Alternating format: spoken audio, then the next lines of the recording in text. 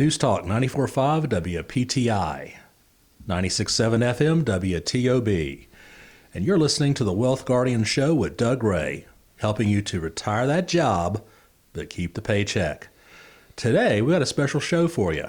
I've got Hamilton Morales in, and it's all about Social Security and your benefits.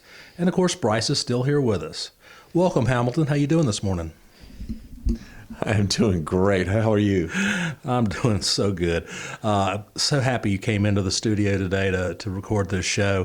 For our listening audience, one of the reasons we're having Hamilton in today is because our next educational event is right around the corner, and it is all things Social Security. So let me go ahead and tell you the dates on that so you can write them down. The first one is going to be Thursday evening, the 20th. That's at 6:30 p.m. And then the next one is going to be Tuesday the 25th, and that's 6:30 p.m. also. All of them are going to be in our classroom setting inside of our office. So that's at the old Clemens Library, which the address is 3554 Clemens Road. I tell everybody jokingly, just drive to Clemens, look for the big blue water tower, and we're right in front of it. So registering for that event is just calling the number 336-391-3409 or going on the Wealth Guardians website, and it's www.thewealthguardians.com. Click the event tab and you can register right there. So, Hamilton, I wanted to go over a few things. You know, we've had you in for the last several years to do our last educational event in November. Having you on the radio show now here in the spring, I think, is a perfect segue for the rest of the year. For our listeners who don't know anything about you, Hamilton Morales is a national Social Security educator. Hamilton, years ago, qualified myself and Brice for the National Social Security Advisor designation, and Hamilton handles and helps financial advisors all across the country with some of the most difficult questions you folks can ask us. So whenever you come in and call us and ask us a Social Security question we can't answer, and I'll remind you, that's not often, but if we can't answer that question, Hamilton's our go-to guy. So Hamilton, let me start this out. Since I just set that up and said that you get all the tough questions, what's the most common questions financial advisors call you up and ask you about? Yeah, bar none. It's widows, or not widows benefits, but spousal benefits. I'd say number two is widows, but spousal benefits is definitely the biggest question I get on a day-to-day basis. And especially now that the 2015 Bipartisan Budget Act that changed some of the rules has now, for the most part, been completed. And so now you only really have one option as it relates to spousal benefits, and some will be able to get it and some will not. Right. And there's just so much misunderstanding about how it works. And I get a lot of questions about that.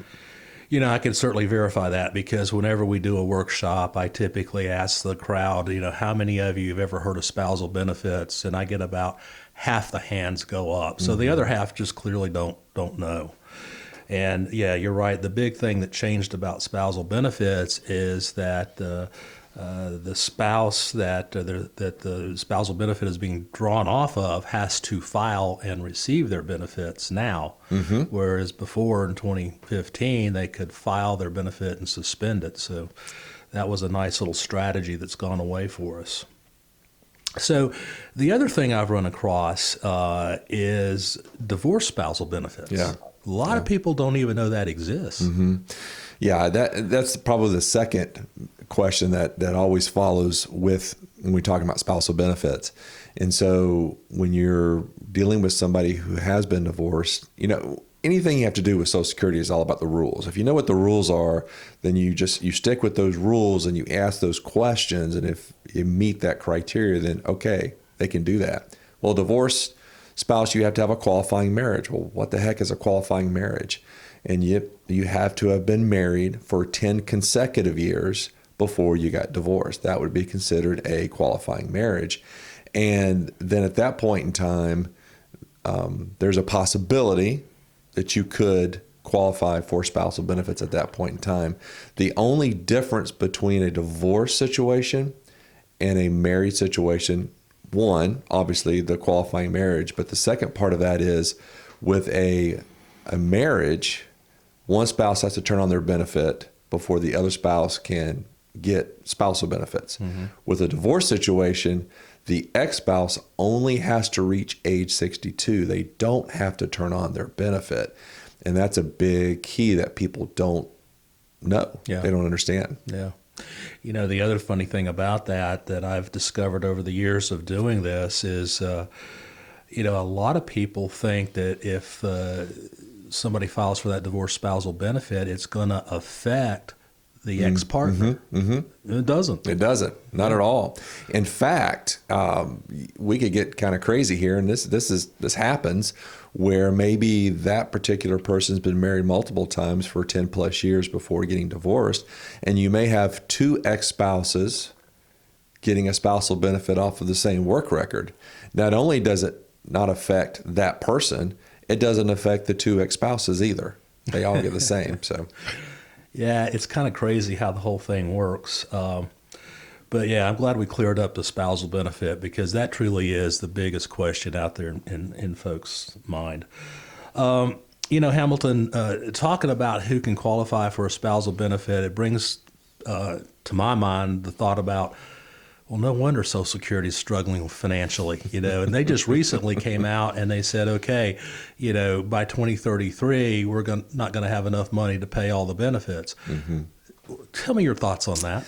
Yeah. So, you know, this is not something new. This has been going on for decades and decades and decades, you know, different types of administrations, different types of Congress, and it's not anything new. Unfortunately, you know, when we're dealing with politicians, when they get elected, their first goal is to get reelected. Absolutely. And so what better way of not getting reelected than to deal with Social Security?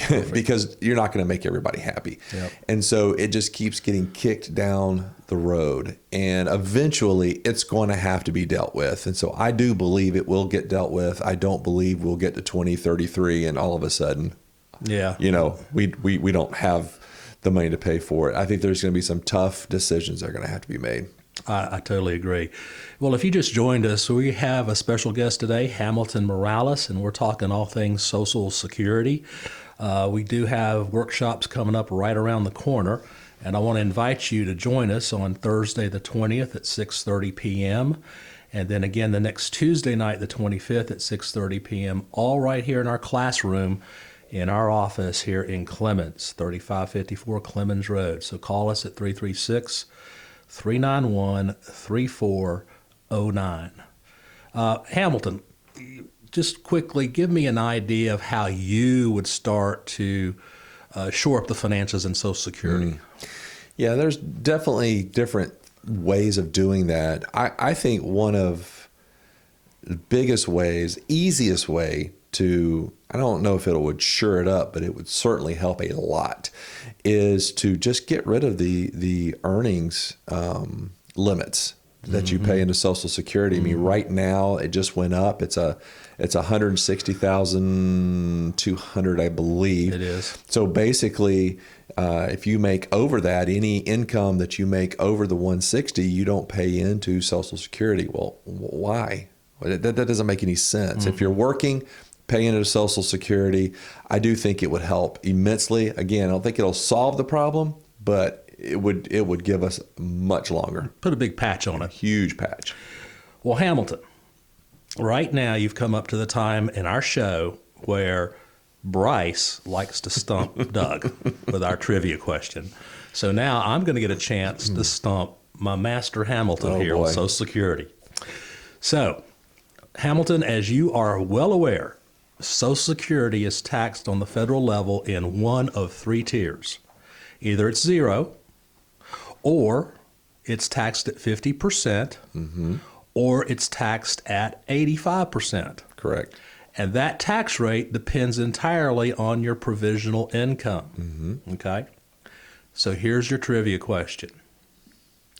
What percentage of Social Security recipients pay tax on their Social Security income? Wow. All right, so this is. I don't want Hamilton answering now. You don't know the format here, but we answer on the other side of the break. So we're going to give you a few seconds here to think about it, Hamilton. But Doug, there was three options there. Read him the options of that, so he doesn't just take a stab at it out of the blue. Right. There. So here's your options, Hamilton: 35%, 56%, or 77% pay taxes on their Social Security. Okay, so Hamilton's thinking about it. He's got a kind of a knowing face on there, so I think he knows that one. But stick around for the answer to that trivia question on the other side of this short break. This is Brice Payne. With me is Doug Ray and Hamilton Morales, the master of all things Social Security. The show is the Wealth Guardians, helping you retire the job and keep the paycheck. And this is News Talk 94.5 WPTI. And this is 96.7 FM WTOB. News Talk 94.5 WPTI, 96.7 FM WTOB. You're listening to the Wealth Guardian Show with Doug Ray, helping you retire the job and keep the paycheck. I'm Brice Payne, along with Doug Ray, and also in the radio studio this morning is Hamilton Morales, the master of all things Social Security. And in this second segment, we're going to continue talking to Hamilton about Social Security. And now, Doug asked, in the first segment, Doug asked Hamilton a trivia question about Social Security. But before we get to the answer to that trivia question, as I always do, I've got two questions for you. Are you looking forward to your retirement? Okay. Do you want to make sure that you're making the best financial decisions for your retirement? All right. Well, if you answered yes to those questions, and I sure hope you do, then I have great news for you. We here at the Wealth Guardians offer a no-cost, no-obligation second opinion/review of your retirement plan, which includes a deep analysis of your assets, your investment portfolio, your insurance policies, income needs, risk tolerance, risk exposure, tax mitigation strategies, legacy goals, and the fees that you are currently paying. Our goal isn't complicated. We just want to help you lower your fees and align your risk and improve your overall retirement picture so you can retire the job and keep the paycheck. But the ball's in your court. You have to give us a call, and our phone number is 336-391-3409. That's 336-391-3409. Give us a call or visit us at thewealthguardians.com to set up your financial plan review with Doug, Garrett, and myself today. Remember, the markets aren't going to wait for you. Okay, let's go ahead and get the answer to that trivia question. Doug, let's throw this back to Hamilton again. He's had through the break to think about this and see if he gets the right answer or not. Right. Let me reread the question to you, Hamilton, especially for our audience that might have just tuned in. So, as you're aware, Social Security is taxed on the federal level in one of three tiers. Either zero, nothing is taxed, or 50% of your Social Security gets taxed, or 85% of it is taxed. And that depends upon whatever provisional income threshold you fall into. So the question is, what percentage of Social Security recipients pay tax of any kind on their Social Security income benefits? Is it 35%? 56% or 77%? Now, Hamilton, I got to be honest with you. I did not know the answer to this question. Brice is a master at coming up with these silly things. Good luck to you, sir. Yeah. I think I am going to go with C. 77%? Yes. Then it's B. It's 56%. Yeah, I knew it was one of those two. It is. And you know, the thing about it is, it doesn't take a whole lot of this thing called provisional income to push you into that bracket. So speaking of provisional income, just what the heck is that? Yeah, so basically any income that you have coming in in retirement. So that could be anything from you're still working, earning wages, to taking withdrawals off of your retirement accounts, pensions, rental income, interest off of interest-bearing accounts like, say, CDs. I mean, it doesn't take much to get us there. And that's the reason why I tended to go to the higher one, even though I felt maybe it was the 56. But it doesn't take much for people to get there. And the problem is that those thresholds haven't changed since the laws were enacted. Exactly. They haven't, and the thing about this provisional income, even half of your Social Security is counted into that. So it's not going to take a lot to push you into that threshold. Because I think, what was it, the married filing jointly provisional income threshold was what, 34,000? It's so for the 50%, it's 32 to 44. Okay, 32 to 44, then over 44, that pushes the married couple 85. into 85%. So that's taking both halves of their Social Security. That goes in the pot before anything else. Yeah. And, these numbers have not changed since the 80s and the 90s. They did not adjust those for inflation. No. So, folks, you can see not only are you paying tax on any IRA or 401k distributions, but now you can see how that is going to push you into paying tax on your Social Security benefits. Yeah, that's... It's amazing that they have not adjusted those for inflation. Well, it really is. And in fact, I do understand. I do too. Yeah. I think everybody understands. The government needs money, right? That's right. Sure. Hey, let's move on. Let me ask you another great question. Again, you take questions from hundreds, if not thousands, of financial advisors about Social Security all across the nation. What is the biggest mistake you've ever seen? Biggest mistake. That is a great question. I would say the biggest mistake that consistently happens is taking the benefit early, not because you need it, but because you're scared it's not going to be around.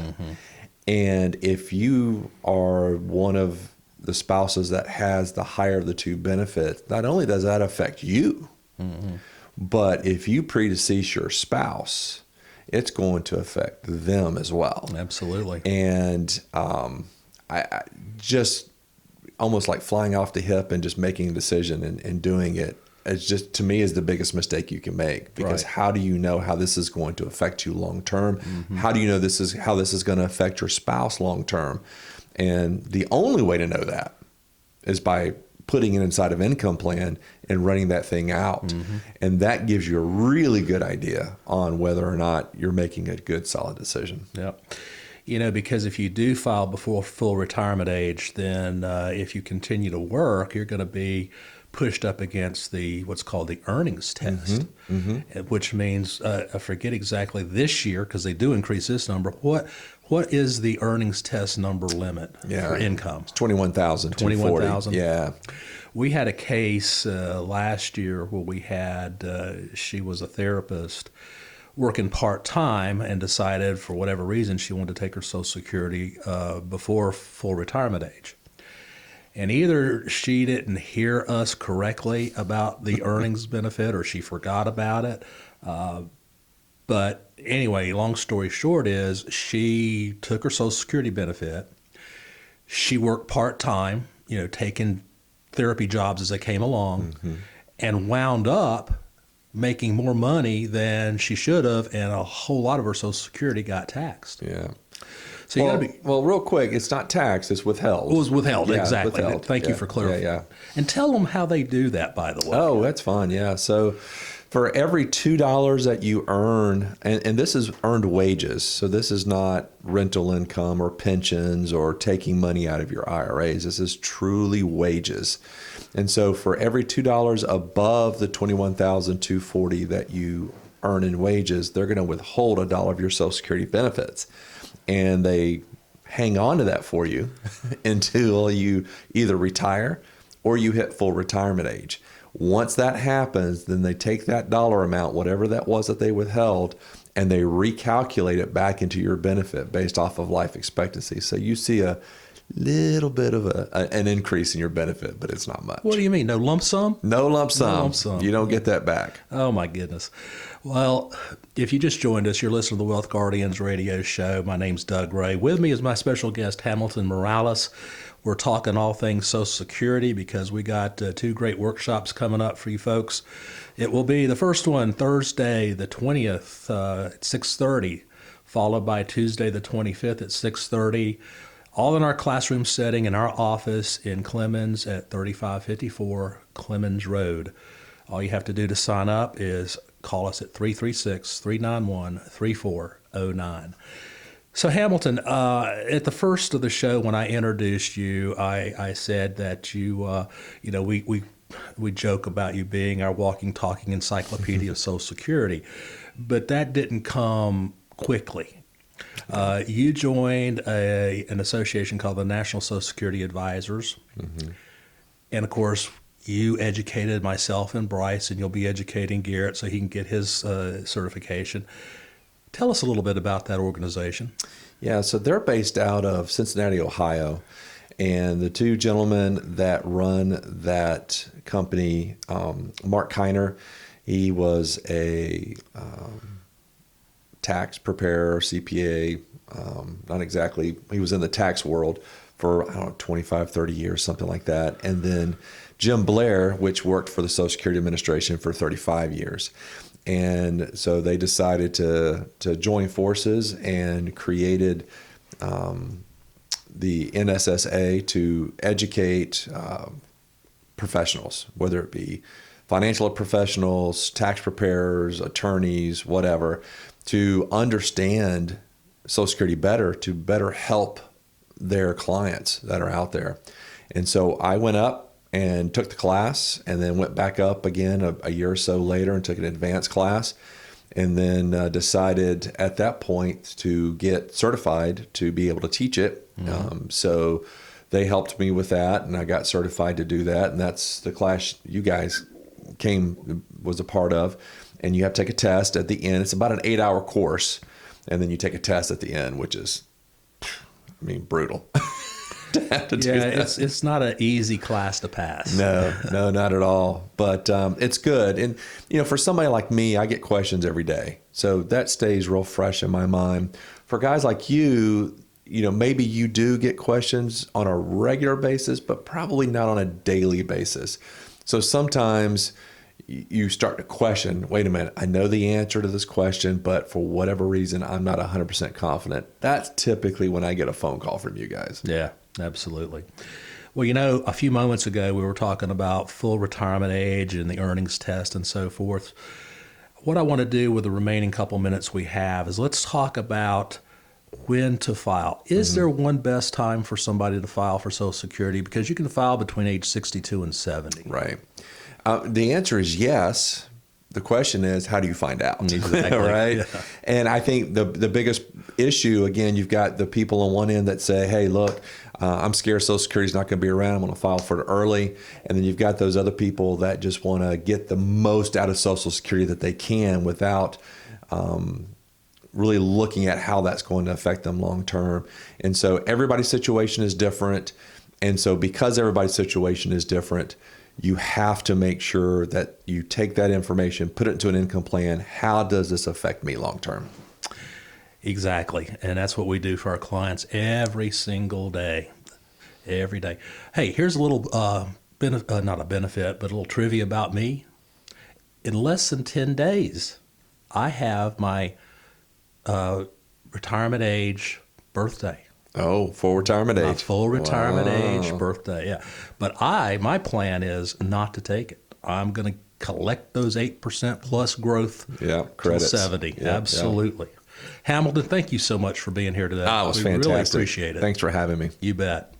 Well, if you stuck around through that whole segment and the whole show, we appreciate it. That is all the time we have for this week. Hamilton, thank you very much for joining us.